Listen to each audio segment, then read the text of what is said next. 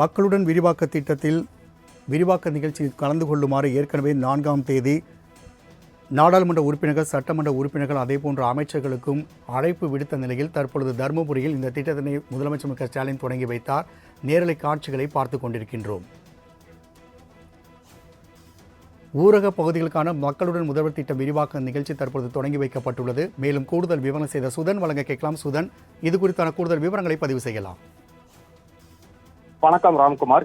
தமிழகத்தில் பொதுமக்கள் தினசரி அணுகக்கூடிய அரசு துறைகளின் சேவைகள் அவர்களுக்கு விரைவாகவும் எளிதாகவும் சென்று சேரும் வகையில் மக்களுடன் முதல்வர் எனும் திட்டத்தை முதலமைச்சர் மு க ஸ்டாலின் அவர்கள் கடந்த ஆண்டு டிசம்பர் 18ஆம் தேதி கோவையில் தொடங்கி வைத்தார்.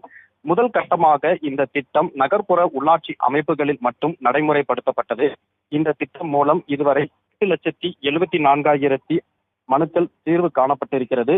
இதையடுத்து அனைத்து மாவட்டங்களிலும் உள்ள ஊரக பகுதிகளில் இத்திட்டத்தை விரிவுபடுத்த தமிழ்நாடு அரசு முடிவு செய்தது.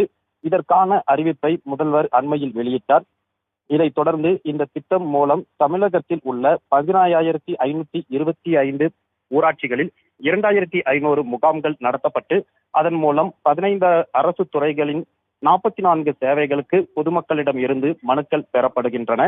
இந்த நிலையில் முதலமைச்சர் மு க ஸ்டாலின் அவர்கள் தற்போது தருமபுரி மாவட்டம் பாளையம்புதூரில் உள்ள அரசு மேல்நிலைப் பள்ளி மைதானத்தில் நடைபெற்று வரக்கூடிய அரசு விழாவில் கலந்து கொண்டு ஊரக பகுதிகளுக்கான மக்களுடன் முதல்வர் திட்டத்தை தற்போது தொடங்கி வைத்து அதன் பணிகளை அவர் நேரடியாக பார்வை செய்து கொண்டிருக்கிறார். இந்த நேரலை காட்சிகளை தான் இப்போது நாம் நேரலையில் பார்த்து கொண்டிருக்கிறோம்.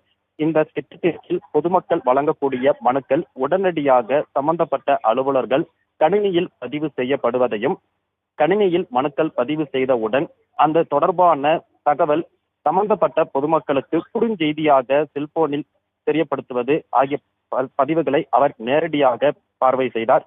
அதைத் தொடர்ந்து தற்போது தருமபுரி மாவட்ட சார்பில் அமைக்கப்பட்டிருக்கக்கூடிய அரசு துறை சார்ந்த அரங்குகளையும் முதலமைச்சர் நேரடியாக பார்வை செய்து வருகிறார்.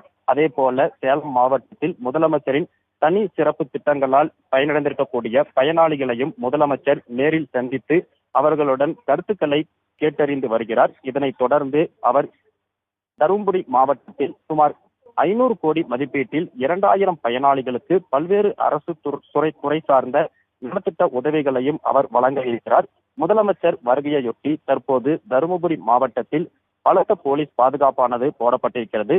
சுமார் 1000க்கும் மேற்பட்ட போலீசார் பாதுகாப்பு பணியில் ஈடுபடுத்தப்பட்டிருக்கிறார்கள். மேலும் நடவடிக்கையாக ட்ரோன்கள் பறக்கவும் தடை விதிக்கப்பட்டிருக்கிறது.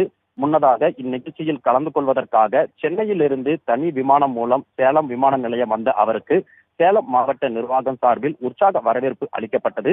பின்னர் சேலத்திலிருந்து சாலை மார்க்கமாக தருமபுரிக்கு வருகை தந்த முதலமைச்சருக்கு சாலை வழி நெடுகிலும் திமுகவினர் மற்றும் பொதுமக்கள் ஏராளமானோர் குவிந்து வந்திருந்து முதலமைச்சரை நேரில் சந்தித்தனர். மேலும் பலர் தங்களுடைய கோரிக்கை மனுக்களையும் முதலமைச்சரிடம் வழங்கினர்.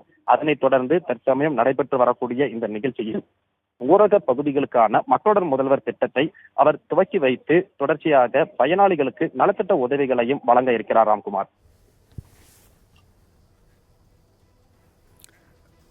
சுதன், இந்த 2000 பயனாளர்களுக்கு ரூபாய் 500 கோடி அளவு நலத்திட்ட உதவிகள் என்பது எந்தெந்த துறைகள் சார்பாக இந்த திட்டங்கள் வழங்கப்பட உள்ளன?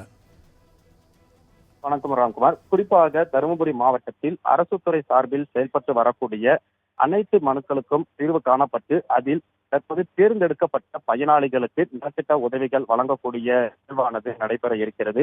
குறிப்பாக வேளாண் துறை, நெடுஞ்சாலைத்துறை, பொதுப்பணித்துறை, பால்வளம், வனம், ஆதிதிராவிடர் நலத்துறை, நகராட்சி நிர்வாகத்துறை, பேரூராட்சி, ஊராட்சி, மருத்துவம் மற்றும் சுகாதார பணிகள் உள்ளிட்ட பல்வேறு துறைகள் சார்பிலான பயனாளிகளுக்கு தற்போது நலத்திட்ட உதவிகள் வழங்கப்பட இருக்கிறது. அதே போல தருமபுரி மாவட்டத்தில் பல்வேறு துறைகள் சார்பில் முடிவுற்றிருக்கக்கூடிய திட்ட பணிகளையும் முதலமைச்சர் அவர்கள் பொதுமக்கள் பயன்பாட்டிற்காக தற்போது நடைபெறக்கூடிய நிகழ்ச்சியில் திறந்து வைக்க இருக்கிறார்.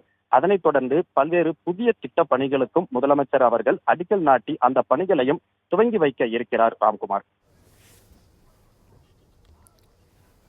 சுதன், புதிய திட்டங்கள் எனும்பொழுது எந்தெந்த குறிப்பான திட்டங்களுக்கு இன்று அடிக்கல் நாட்டப்பட உள்ளது? வணக்கம் ராம்குமார். ஏற்கனவே தருமபுரி மாவட்டத்தை பொறுத்தவரை மாவட்டத்தின் வளர்ச்சிக்காக பல்வேறு திட்டப் பணிகள் அறிவிக்கப்பட்டு அவைகள் உரிய காலத்தில் முடிக்கப்பட்டு அவை பொதுமக்கள் பயன்பாட்டிற்காக திறந்து வைக்கப்பட்டு வருகிறது. அந்த அடிப்படையில் தற்போது திமுக ஆட்சி அமைக்கப்பட்ட பின்னர் முதலமைச்சர் அவர்களும் பல்வேறு நடவடிக்கைகளை எடுத்திருக்கிறார். குறிப்பாக தகுதி மக்களினுடைய வளர்ச்சிக்காக பல்வேறு சிறப்பு திட்டங்களையும் அறிவித்து அவரது திட்டங்கள் எந்த வகையில் செயல்பாட்டில் இருக்கிறது என்பது குறித்து அவர் நேரில் அவ்வப்போது ஆய்வு செய்தும் வருகிறார். குறிப்பாக மகளிர் இலவச பயணம் மற்றும் காலை உணவு திட்டம், அதே போல மகளிர் உரிமை தொகை என பல்வேறு சிறப்பு திட்டங்கள் மக்கள் மத்தியில் நல்ல வரவேற்பை பெற்றிருக்கிறது. அதனைத் தொடர்ந்து மக்களின் நீண்ட நாள் கோரிக்கைகள் தொகுதி வாரியாக என்னென்ன இருக்கிறது என்பது குறித்து ஒரு கள ஆய்வு நடத்தி அந்த திட்டங்களை பகுதி மக்களுக்கு செய்து கொடுப்பதற்கான நடவடிக்கையும் எடுத்திருக்கிறார். அந்த வகையில் தருமபுரி மாவட்டத்தில் மேலும் வளர்ச்சி அடைவதற்கான திட்டங்கள் தற்போது இன்று நடைபெறக்கூடிய நிகழ்ச்சியில் அடிக்கல் நாட்டப்பட இருக்கிறது. ராம்குமார். சுதன், கூடுதல் விவரங்களுக்கு நன்றி. ஊரக பகுதியில் முதல்வர் திட்டத்தின் விரிவாக்க நிகழ்ச்சியில் கலந்து கொண்ட முதலமைச்சர் அதனை தொடங்கி வைத்துள்ளார். தற்பொழுது அரங்கில் அதற்கான விழா ஏற்பாடுகள் செய்யப்பட்டுள்ளன. நேரலை காட்சிகளை பார்த்து கொண்டிருக்கின்றோம். தற்போது ஒரு அண்மை செய்தியை பார்க்கலாம்.